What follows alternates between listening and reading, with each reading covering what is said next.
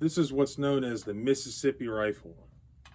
This is the United States Army's Model 1841 percussion rifle, originally made 54 caliber, pretty short rifle. This was made back when really standard issue was still smoothbore flintlock muskets. So this was really state of the art. And this was made, surprisingly, in West Virginia, Harpers Ferry, West Virginia, in 1853. And I bet you don't know why they call these the Mississippi Rifle, even though they're made in West Virginia. In 1846, the Mexican War broke out, and there was a young congressman from Mississippi named Jefferson Davis. And he raised a group of volunteers from Mississippi, and they were known as the Mississippi Rifles.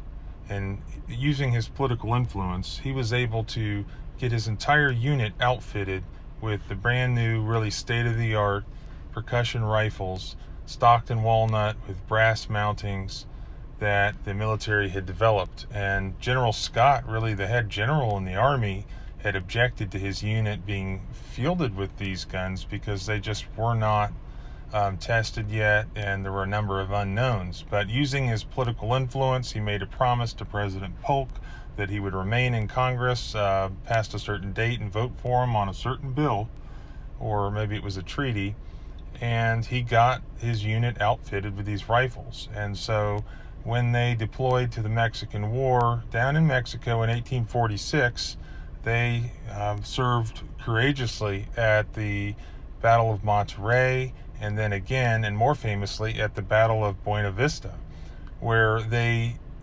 repelled an attack by the professional Mexican army, a cavalry charge of Mexican lancers, and they repelled the attack, unloaded all of their rifles, and charged the surprised Mexicans with their Bowie knives, and made a name for themselves. And thereafter, the rifles that they were equipped with, made in Harpers Ferry, West Virginia primarily, were known as, quote, Mississippi Rifles. Also involved in this battle, using these new United States rifles for the first time, was a guy named Samuel Walker. And Samuel Walker was a Texas Ranger who had just recently helped a guy named Samuel Colt design a new 5-shot pistol revolver, known thereafter as the Walker Colt.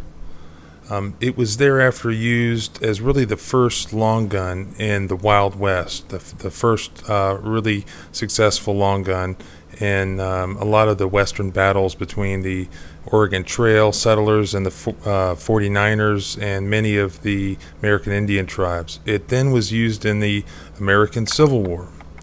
And you can see there's the brass patch box. That's what it looks like inside.